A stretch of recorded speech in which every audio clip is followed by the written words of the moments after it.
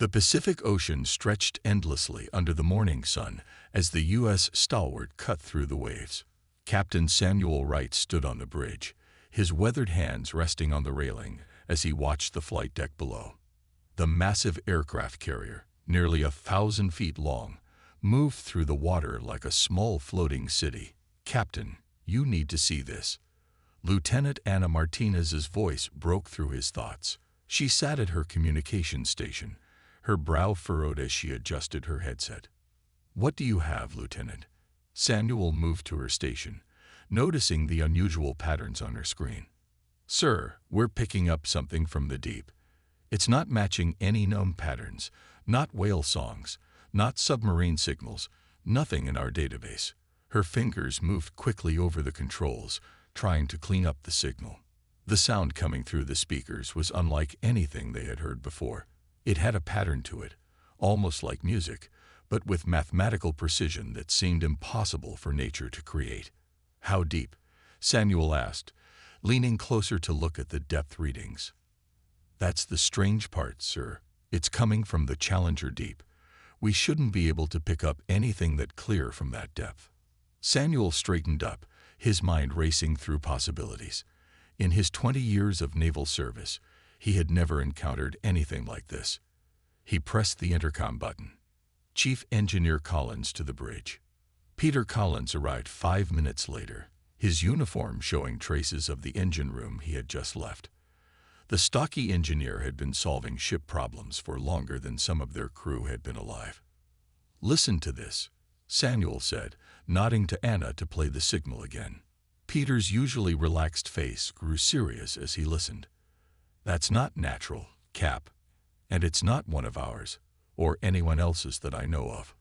Before Samuel could respond, the ship's lights flickered. Down on the flight deck, he could see crew members pointing at the fighter jets, where the electronics were turning on and off by themselves.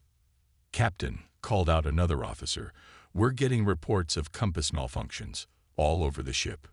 Samuel felt the hair on the back of his neck stand up. Something was very wrong here. "Pete, what's happening to my ship?" The chief engineer was already checking the various system readouts. "Some kind of electromagnetic interference. But it's selective. It's affecting some systems, but not others. That's not how EMPs work. This is something else." "Sir," Anna called out, her voice tense, "other ships are reporting the same thing. The Roosevelt Battle Group, 200 miles north. 3 Chinese vessels near the Marianas. Even a fishing fleet near Guam." Samuel walked to the front of the bridge, looking out over the vast ocean. Somewhere down there, something was reaching out to them. Something that could affect ships across hundreds of miles of ocean. Something that understood technology well enough to manipulate it with precision. "Get me Fleet Command," he ordered. "And bring up everything we have on deep-sea monitoring in this region for the past month. I want to know if we missed any signs of this." The next few hours turned the U.S. stalwart into the center of increasing activity. More ships were reporting similar signals. Submarines were being redirected to the area. Aircraft were monitoring unusual temperature patterns in the water. In his ready room, Samuel studied the growing collection of data with Anna and Peter. The signal was getting stronger, and now showed clear signs of complex patterns. "Look at this," Anna said, pointing to her tablet. "The pattern repeats, but with variations, like someone trying different ways to say the same thing." Peter nodded. "And the electromagnetic effects. They're not random.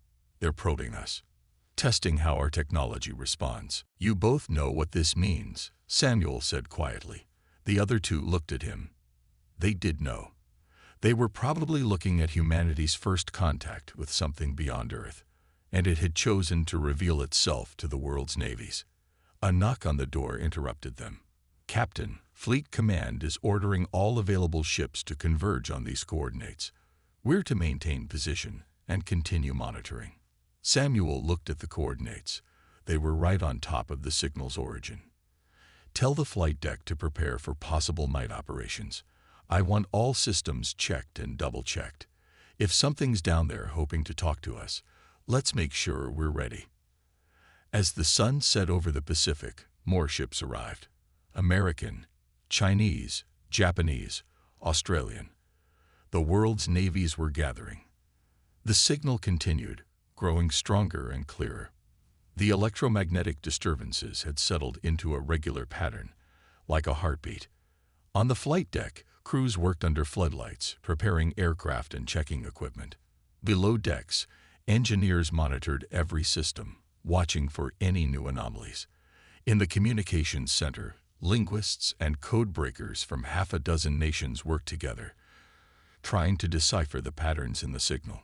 Samuel stood on the bridge again, watching the lights of other ships appearing on the horizon. Humanity had always looked to the stars for first contact. No one had thought to look down into the depths of our own oceans. "Captain," Anna called out urgently, "the signal. It's changing." The pattern they had been monitoring for hours suddenly shifted. The mathematical precision remained, but now it was faster, more complex. On screens across the ship, the pattern formed into distinct pulses. "Sir."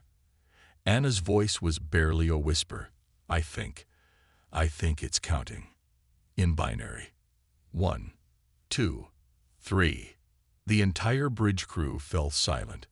Through the speakers, they could hear it clearly now. A pattern they all recognized. The most basic counting sequence possible, being sent up from the depths of Earth's deepest ocean. "Send this to Fleet Command," Samuel ordered, his voice steady despite his racing heart. "And get me a secure line to the other ship captains in the area.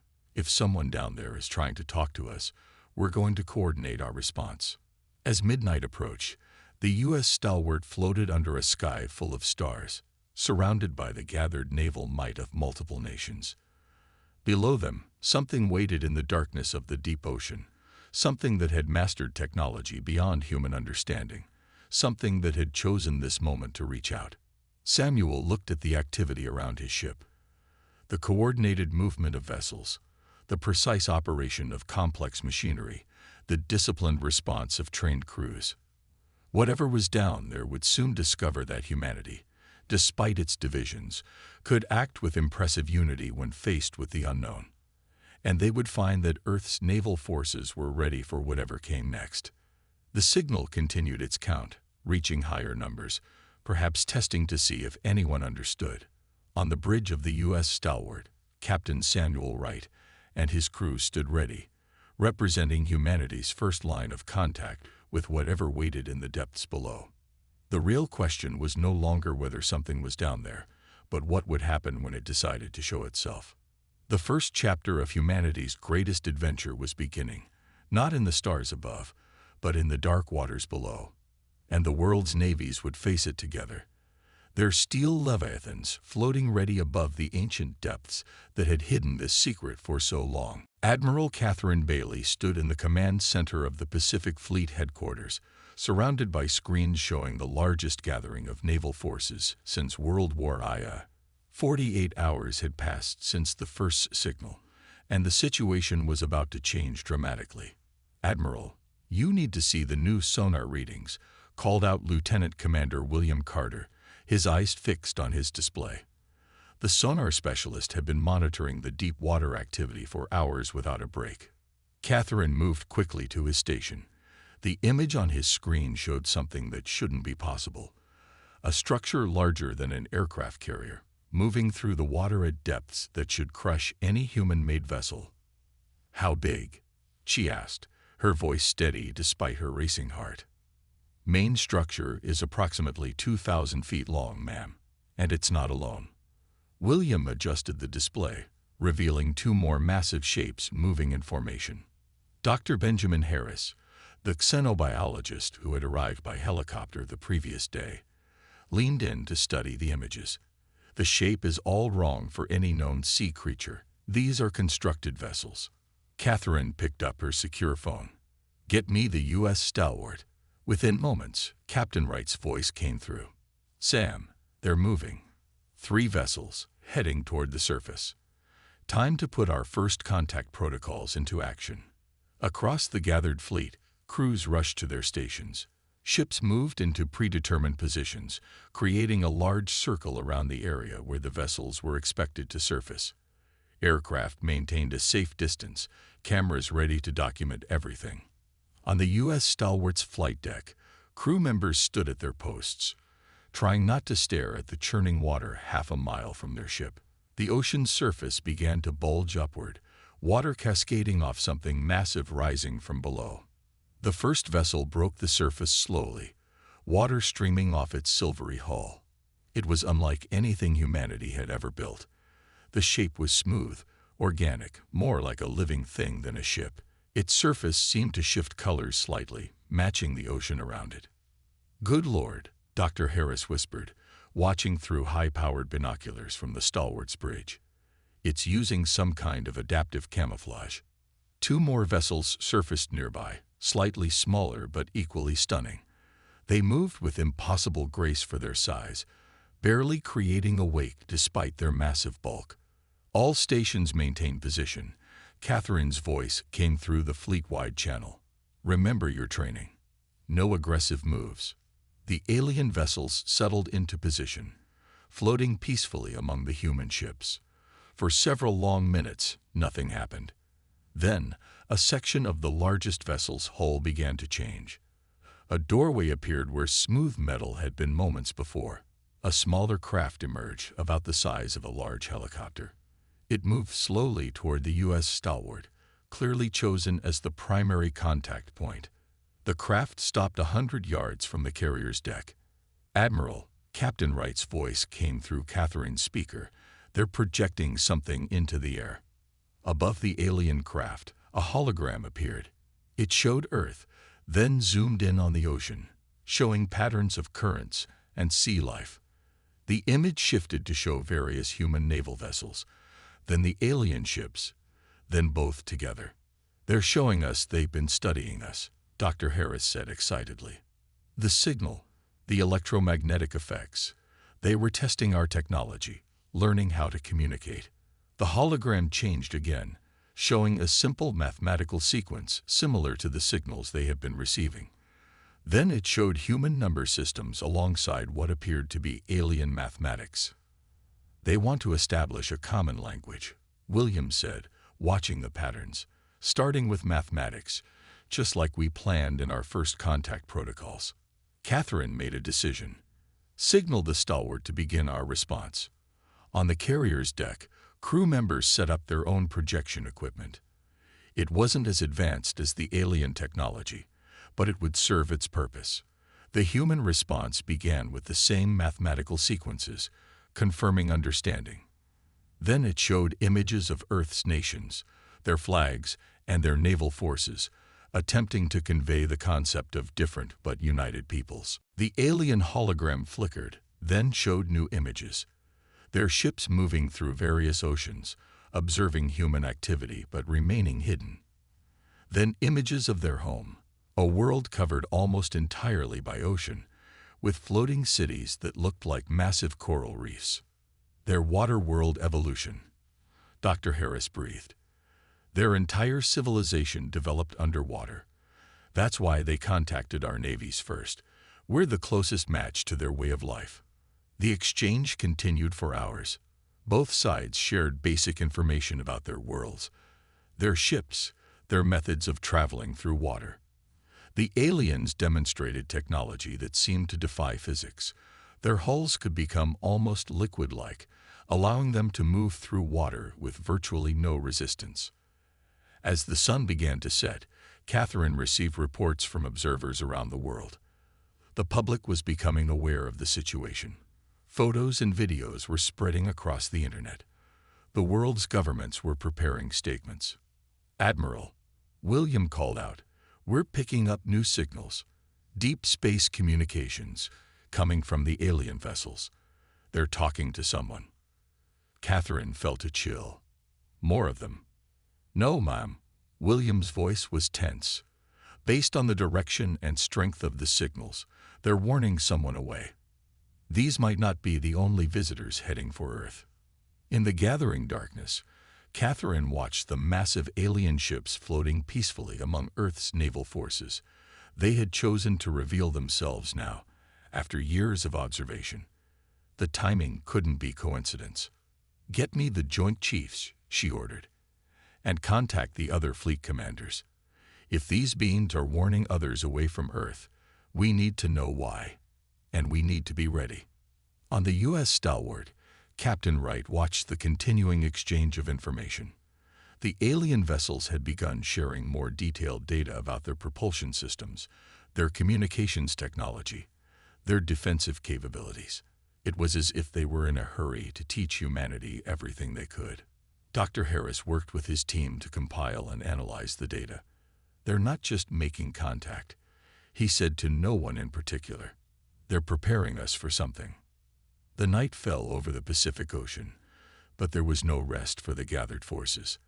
Lights blazed on ships and alien vessels alike as the exchange of information continued. Humanity's first contact was peaceful, but it carried an undertone of urgency that no one could ignore. In the command center, Catherine studied the latest deep space signals. Something was coming, something that concerned even these advanced beings enough to make them rush their first contact with humanity. The world's navies would need every bit of knowledge these ocean-dwelling aliens could share. The stars twinkled above the gathered fleet, looking somehow different now that humanity knew for certain they weren't alone. But the real action wasn't in space. It was in the depths of Earth's oceans, where these visitors had hidden and watched, waiting for the right moment to emerge. Now that moment had come, and the world's navies found themselves at the forefront of humanity's greatest challenge. Commander Laura Thompson stood at the edge of the U.S. Stalwart's flight deck, watching the strange meeting unfold. The ship's massive elevator had just brought up a specially prepared meeting room, a collection of temporary structures arranged around an open space.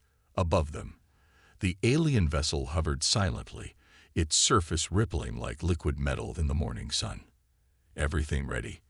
Chief Tactical Officer Daniel Morgan asked, checking the security arrangements one final time. Armed guards stood at careful intervals, their weapons pointed down but ready.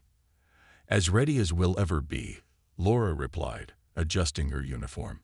As the ship's diplomatic officer, she had trained for first contact scenarios. But the reality was far more overwhelming than any simulation. The alien shuttle descended slowly, touching down on the deck with barely a sound. Its surface shifted, creating an opening, and for the first time, humanity saw their visitors face to face. They were tall, nearly 7 feet, with smooth skin that seemed to change color like the surface of their ships. Their bodies were humanoid, but clearly adapted for water, gills visible along their necks, large eyes that blinked with transparent membranes. They wore no clothes but had equipment attached to their bodies that glowed with soft light. Dr. Michelle Turner, the linguistic expert, stepped forward with Laura.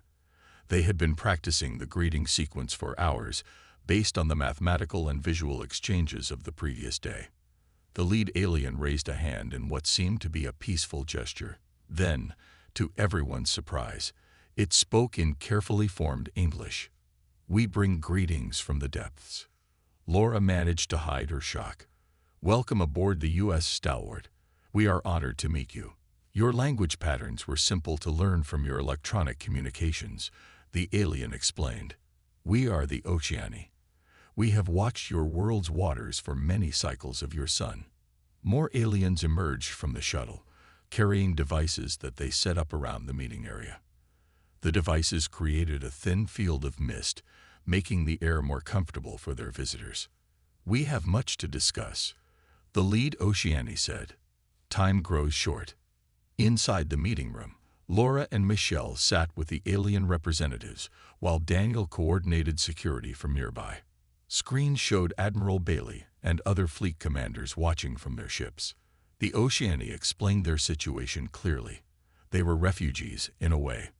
Their home system had been invaded by a species they called the Drachnid, aggressive colonizers who stripped planets of resources. The Oceani had fled, searching for other water worlds where they could warn developing civilizations. "Your oceans are rich. Your world is perfect for them," one Oceani said, its skin rippling with dark colors that seemed to indicate distress. We stayed hidden, watching your development, waiting to see if you could be ready in time. Ready for what? Admiral Bailey's voice came through the speakers. To fight, to defend. Your naval forces impressed us. You understand water warfare. You respect the ocean's power.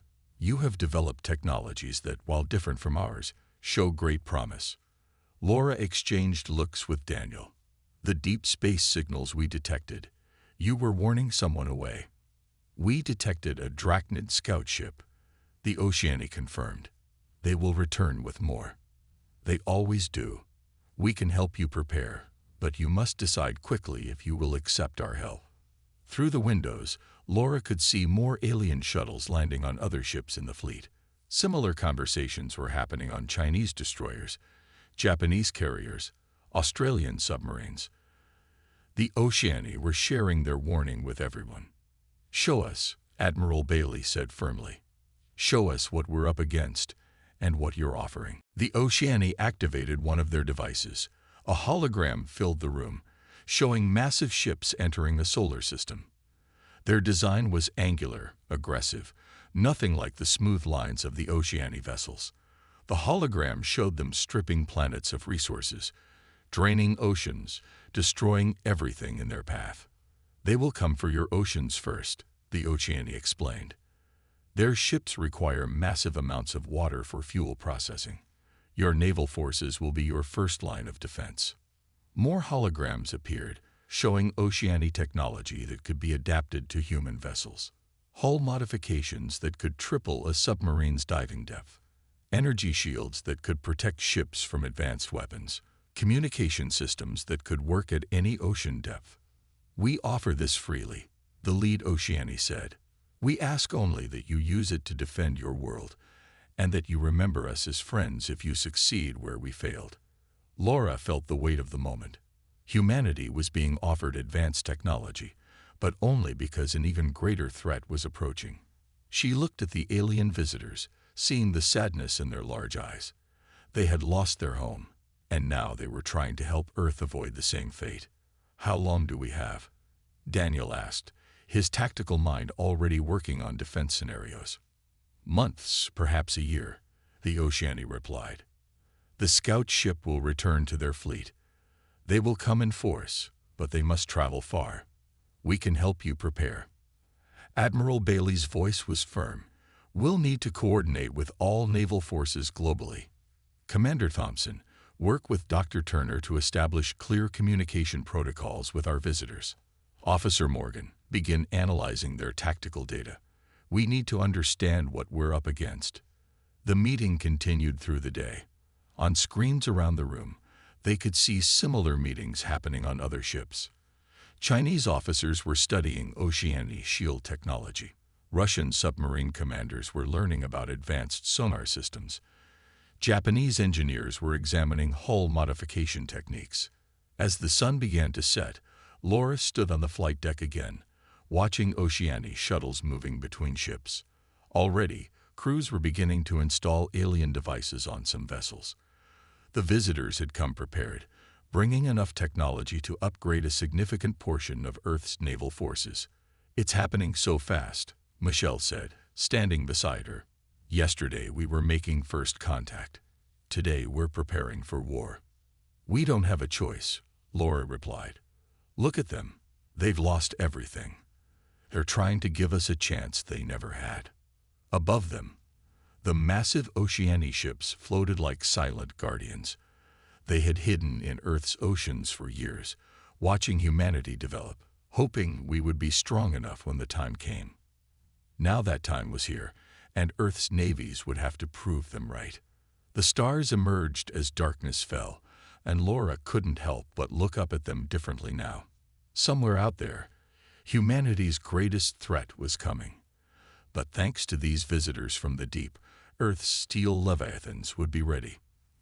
The oceans had always been humanity's last frontier, and now they would become our first line of defense. Captain Ryan Phillips stood in the control room of the U.S. Barracuda, watching the new Oceani sensors light up his display. His submarine, now enhanced with alien technology, moved through the deep waters of the Pacific like a ghost. The depth gauge showed they were at 3,000 feet, twice as deep as they could have gone just 2 months ago. Contact. Lieutenant Elizabeth Grant called from her weapons station. Multiple signals, bearing 020.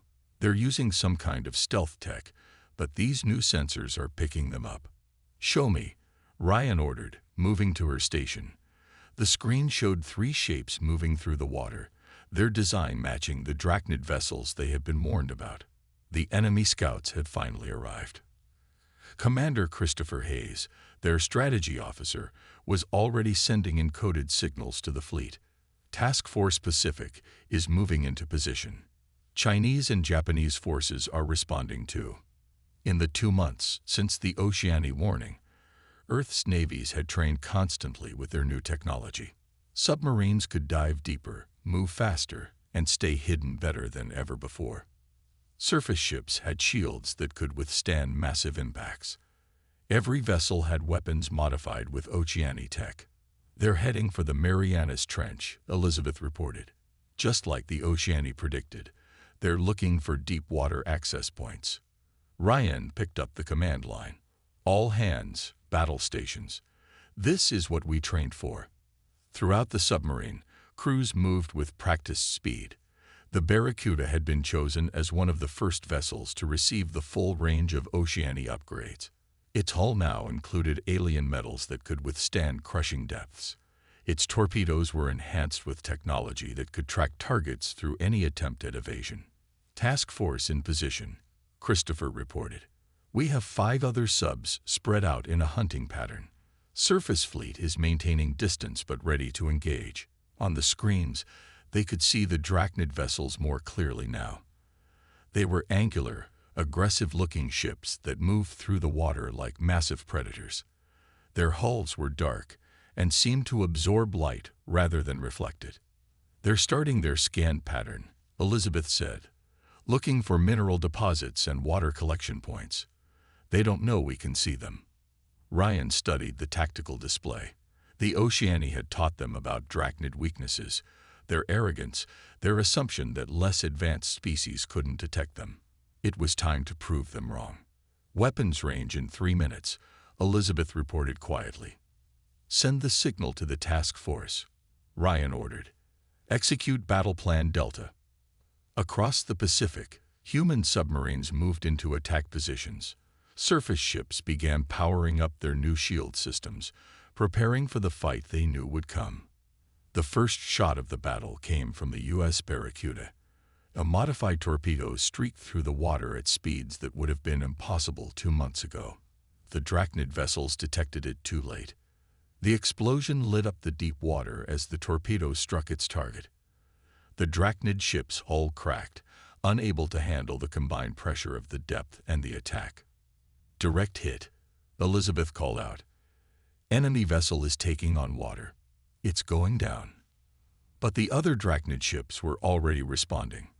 They launched their own weapons, strange devices that moved through the water like living things, seeking their targets. Evasive maneuvers, Ryan ordered calmly. The Barracuda dove deeper, its enhanced hull groaning but holding strong. Around them, other submarines engaged the enemy, launching attacks from multiple directions. Chinese submarine Longjiang reports a kill, Christopher announced. Japanese forces engaging the third target. The battle continued for hours. The Drachnid scouts fought hard, but they were unprepared for humanity's new capabilities. They had expected to find primitive vessels confined to shallow waters. Instead, they found themselves hunted by ships that could match their technology. Last enemy vessel is retreating, Elizabeth reported. They're heading for deep water. They're powering up some kind of drive system. Let them go, Ryan ordered. That's part of the plan. The Oceania have been clear. Let at least one scout escape. Let them report back about Earth's defenses. Make them think twice about sending their main fleet. As the battle ended, Ryan looked at the damage reports. 2 human submarines had taken hits, but their new shields had held. No lives lost. And 2 Drachnid vessels destroyed, with clear sensor data about their capabilities. Send all battle data to Fleet Command, he ordered. They'll want to analyze every detail. Hours later, in the Fleet Command Center, Admiral Bailey studied the reports with satisfaction. The first test of Earth's upgraded forces had been a success. The Oceania representatives watching the data feeds nodded in approval. "Your ships performed better than we hoped," one of them said. "Your crews adapted to our technology quickly." "But this was just a scouting force," Admiral Bailey replied. "The main fleet will be stronger." "Yes," the Oceania agreed. "But now they know you can fight back. It will make them cautious. Give us more time to prepare." In the submarine, Ryan Phillips and his crew remained at their stations, watching the deep water around them. The Barracuda's new sensors could detect movement at incredible ranges. Other submarines patrolled nearby, all of them watching for any sign of the enemy's return. "What do you think they'll send next?" Elizabeth asked during a quiet moment. "Something bigger," Ryan replied. "But we'll be ready." He looked at the screen showing the power of his upgraded vessel. "We're not the primitive species they were expecting to find." The Oceania had given humanity the tools, but it was human courage and skill that had won this first battle. Earth's navies had proven they could fight alongside the most advanced species in the galaxy. As the Barracuda patrolled the deep waters, Ryan thought about how much had changed in just 2 months. Humanity had gone from discovering aliens to fighting alongside them against a common enemy. The oceans, which had seemed so vast and mysterious, were now humanity's strongest defense. The next battle would be harder. The Drachnid would return with bigger ships and better weapons. But now they knew that Earth's oceans were not undefended.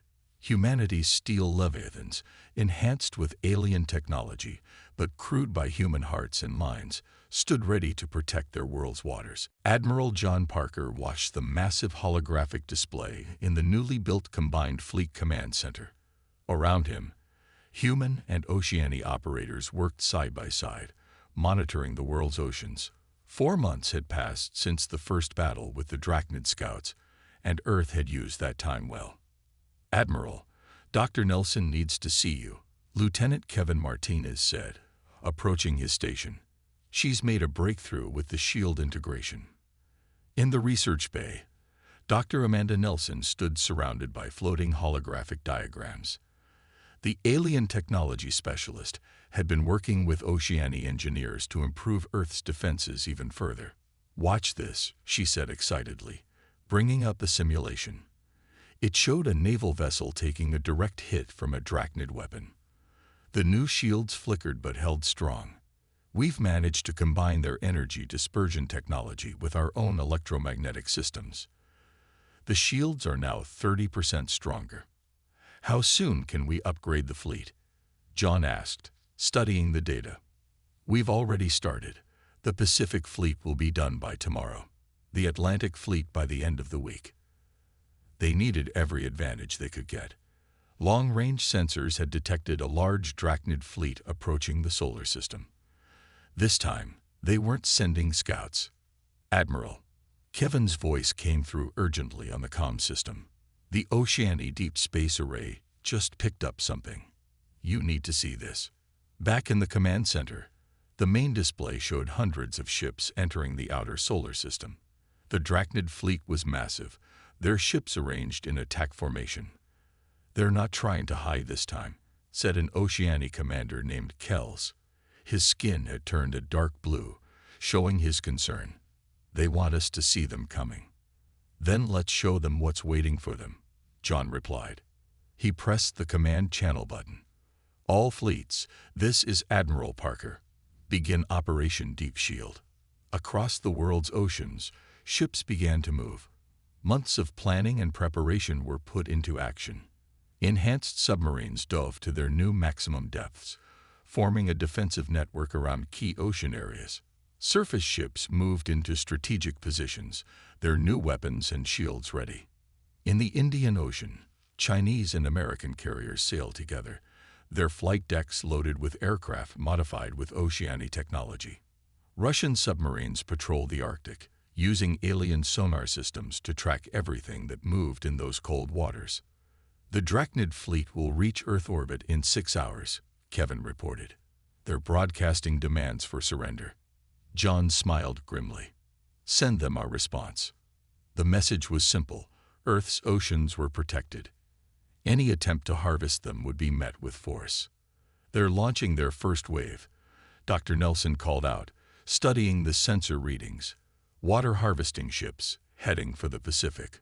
The Drachnid vessels entered the atmosphere like falling stars, their massive hulls glowing red-hot. They were bigger than aircraft carriers, designed to draw up massive amounts of ocean water for fuel processing.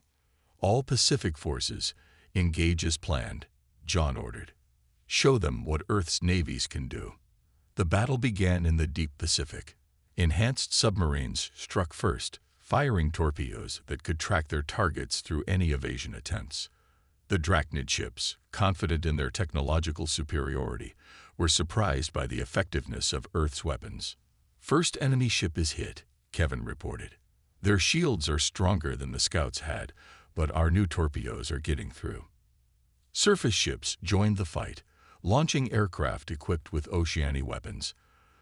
The planes could now dive deeper than ever before, striking at the Drachnid vessels from above and below the waves. "Chinese fleet reports 2 more kills," called out another operator.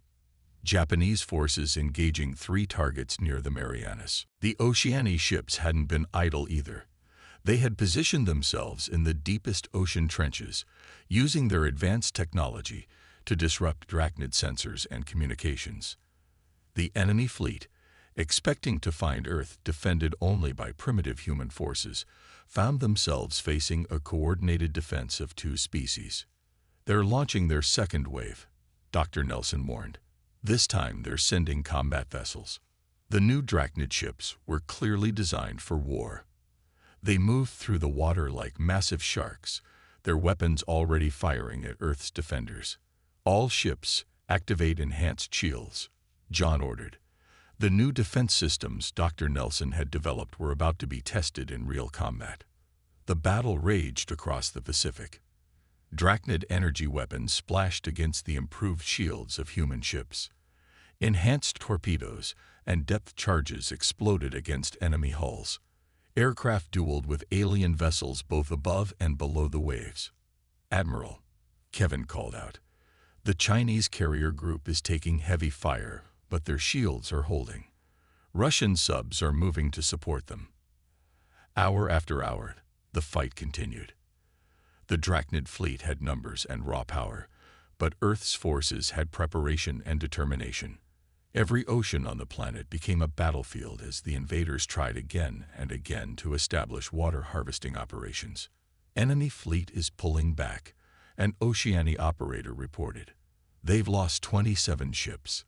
Their formation is breaking up." John studied the tactical display. The Drachnid fleet had expected an easy victory over a primitive world. Instead, they had found their ships being destroyed by weapons they thought no young civilization should have. "They're retreating," Dr. Nelson confirmed.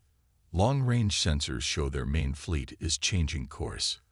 They're leaving the solar system." A cheer went up in the command center. Human and Oceani alike celebrated together. Earth had stood against one of the galaxy's most aggressive species and won. "We should pursue them," suggested one of the military advisors.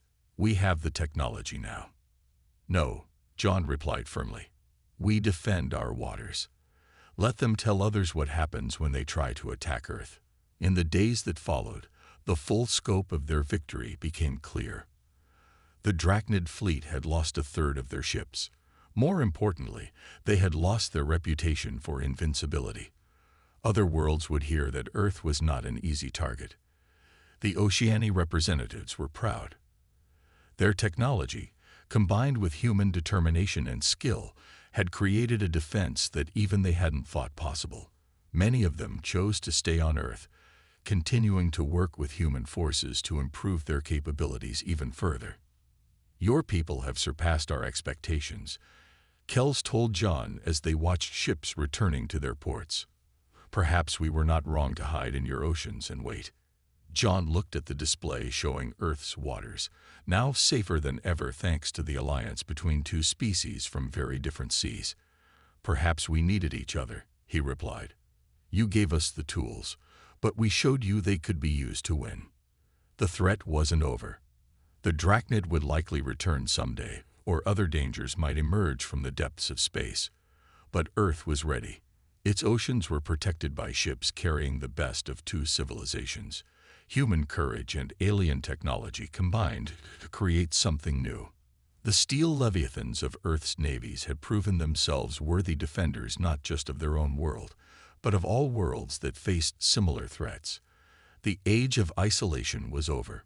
Humanity had taken its place among the stars, starting from the very oceans that had birthed their civilization. Captain Jennifer Morris stood on the bridge of the U.S. Alliance, the first ship of its kind, a vessel built jointly by human and Oceani engineers.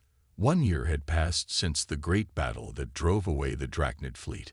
In that time, humanity had learned more than they could have imagined possible. "All systems check complete," reported Chief Engineer Susan Rodriguez from her station. The ship's control room was a blend of human and alien technology, with holographic displays floating alongside traditional screens. "Dr. Clark, how are our guests doing?" Jennifer asked, turning to the adaptation specialist who helped manage their Oceani crew members. Dr. Andrew Clark checked his tablet. "They're comfortable, Captain. The new water atmosphere sections are working perfectly. They can move between their quarters and their duty stations without any issues." The Alliance was unique, the first ship designed to have both human and Oceani crew members working together. Parts of the vessel were filled with water for the Oceani, while other sections remained dry for the humans. Special transition chambers allowed both species to work side by side. Signal from Fleet Command called out a communications officer. "They're ready for the demonstration." Jennifer nodded. "Take us down." The massive ship moved smoothly into the water. Unlike traditional naval vessels, the Alliance could function equally well in space, air, and water. Its hull, made with combined human and Oceani technology, could withstand the pressures of the deepest ocean trenches or the vacuum of space. In the water below, dozens of ships from nations around the world had gathered to watch. The Alliance was humanity's answer to the challenges they had faced. It represented everything they had learned from their new allies. "Taking us to test depth," Susan announced. The depth gauge showed numbers that would have seemed impossible just a year ago. Through the ship's advanced viewing systems, Jennifer could see the gathered fleet above them. Regular naval vessels now enhanced with alien technology, submarines that could dive deeper than ever before, and several Oceani ships that had become a permanent part of Earth's defense force. "Beginning space drive test," Susan called out. This was the moment everyone had been waiting for. The Alliance's engines hummed to life. Water began to part around the ship as new forces took hold. Slowly, carefully, the massive vessel began to rise. Not like a submarine surfacing, but like a spacecraft launching. "All systems nominal," Susan reported excitedly. "Space drive is functioning perfectly."